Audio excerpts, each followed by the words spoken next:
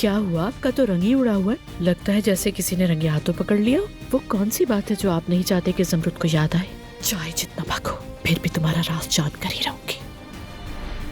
Damir Khan खानदान ने सबको धोखा दिया है, खास तौर पर आपको। अदनान साहब की पहली बीवी ज़मरुद ने खुद को ईशा की नैनी बताया था। क्या? ये बताओ, तुमने क्यों खोला मेरा बैग? तुमने यहाँ रहने का फैसला किया ज़मरुद? मैं यहाँ सिर्फ ईशा की वजह से रुक गई थी। वो जब बेहतर महसूस करेगी तो चली जाऊंगी। तुमने मुझे तलाक देनी थी, दे दी। दानिया से शादी करनी थी, वो भी कर ली। और आइंदा जब भी अंदर आना हो तो आने से पहले दरवाजा खटखटा देना।